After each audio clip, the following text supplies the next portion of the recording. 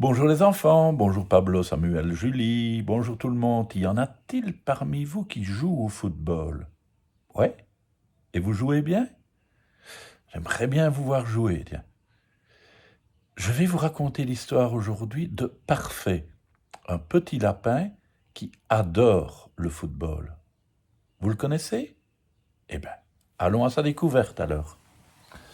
À toi de jouer, Parfait. Il était une fois un petit lapin qui s'appelait Parfait et qui aimait le football plus que tout au monde. Il pouvait y jouer des journées entières sans jamais se lasser. Parfait, rentre à la maison, lui cria sa mère un après-midi. Il faut te faire beau pour le goûter d'anniversaire de ta sœur. Peste, grommela Parfait. C'était la dernière chose qu'il désirait.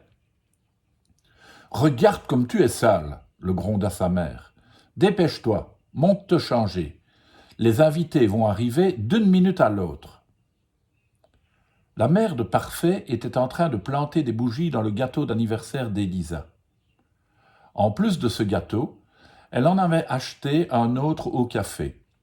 Parfait était impatient d'y goûter.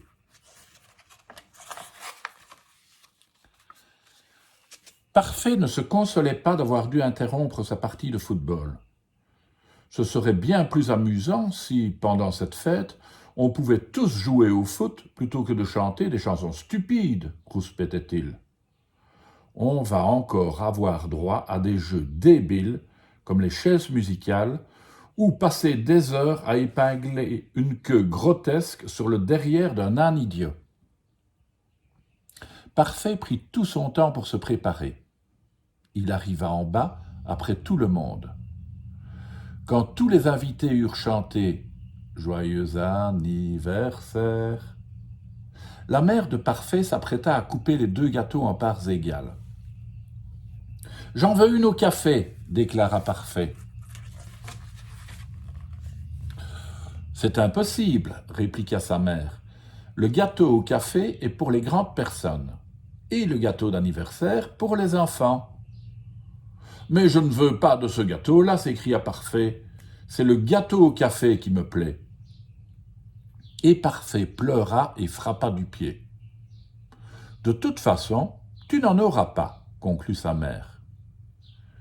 Parfait était tellement en colère qu'il perdit le contrôle de lui-même.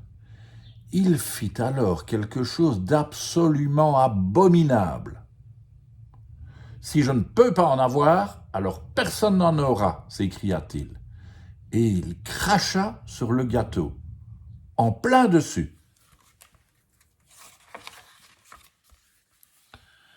Maintenant, Parfait était dans le pétrin, un sacré pétrin. « Parfait, comment as-tu osé faire une chose pareille ?» dit sa mère en sursautant. « File au grenier immédiatement. On réglera ça plus tard. » En grimpant vers le grenier, Parfait avait le rouge aux joues. Mais en fait, il s'en fichait. Le grenier était aménagé en atelier où les lapins venaient décorer les œufs de Pâques. C'était une belle grande pièce absolument idéale pour s'exercer à son jeu favori. Soudain, Parfait entendit d'horribles hurlements, et malgré la distance, les paroles d'une sinistre chanson grimpèrent jusqu'à ses oreilles. Farci, rôti, cuit bien à point, quoi de meilleur qu'un bon lapin? De la queue jusqu'aux oreilles, miam, croque, miam, un lapin, quelle merveille!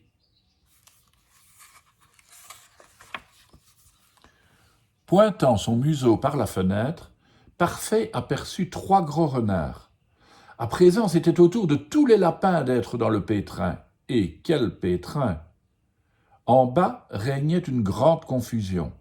Ce n'était que tremblement et peur et pleurs.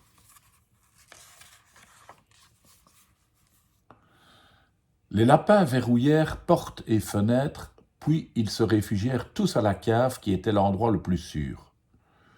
Au milieu de toute cette agitation, tout le monde oublia Parfait.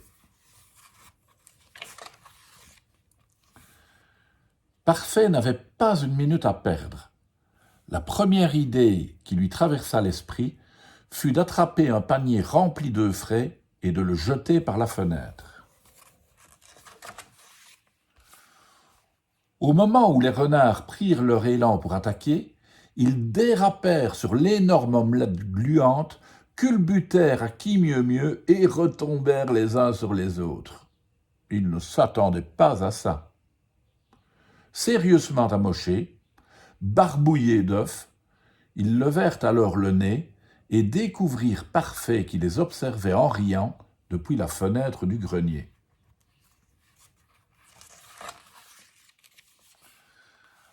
Avec des airs de comploteurs, ils s'enfoncèrent au milieu des buissons. Ils revinrent presque aussitôt avec une très longue échelle. Ils la placèrent contre la maison et commencèrent à grimper. Mais Parfait était prêt à la riposte. Il avait aligné tous les seaux de teinture servant au décor des œufs de Pâques, et il les déversa les uns après les autres sur les renards. D'abord le jaune, puis le bleu, puis le violet, et pour finir un grand bidon de teinture rouge. C'était plus que les renards n'en pouvaient supporter. Ils s'éclipsèrent en grognant à travers les buissons. « Victoire !» s'écria Parfait, et il chota de toutes ses forces dans son ballon. Mais dans la seconde qui suivit, Parfait entendit de grands coups sourds. En même temps, toute la pièce commença à trembler. Qui était-ce donc, cette fois-ci? Les renards étaient de retour.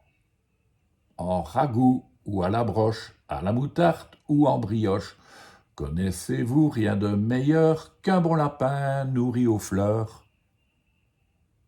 Parfait comprit que cette fois-ci, il ne s'en tirerait pas sans renfort. Il songea immédiatement à Brutus, le taureau enfermé dans la grange. Mais la grange n'était pas toute proche. « Je vais tenter mon unique chance, se dit-il. Et il plaça son ballon de foot sur l'appui de fenêtre.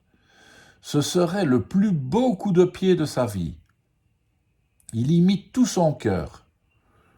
Le ballon s'éleva dans les airs et retomba dans la grange par la fenêtre, en plein dans le mille. « Ha ha ha, tu nous as ratés !» se moquèrent les renards.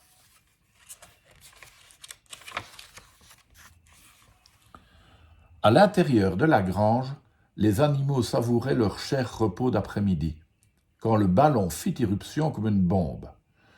Il rebondit juste sur la queue du coq.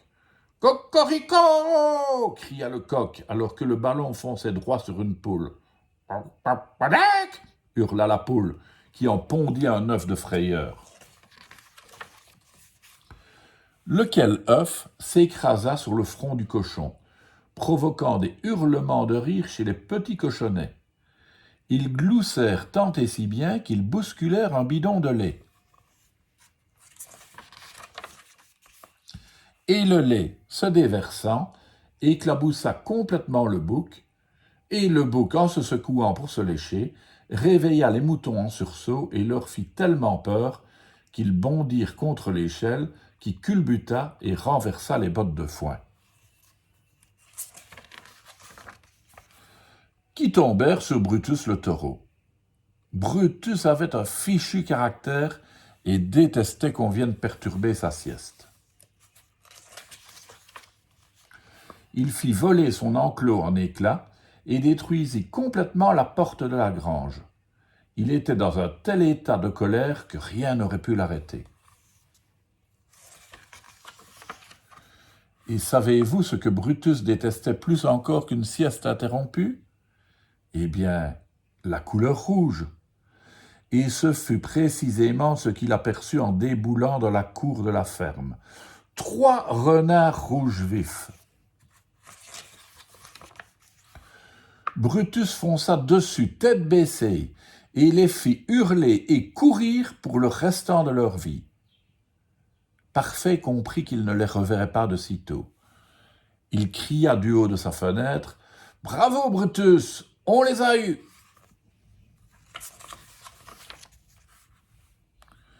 Tout danger écarté, les lapins remontèrent de la cave. Quand ils découvrirent ce que Parfait avait fait, ils l'acclamèrent.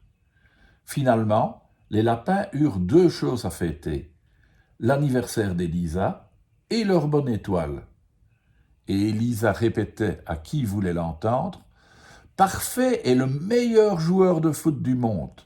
Un tir comme celui-là, personne n'aurait pu le réussir à sa place. » Voilà. Et vous les enfants, vous êtes capables de réussir un tir comme ça? Si vous jouez au football, envoyez-moi des photos, ça me fera plaisir. À demain.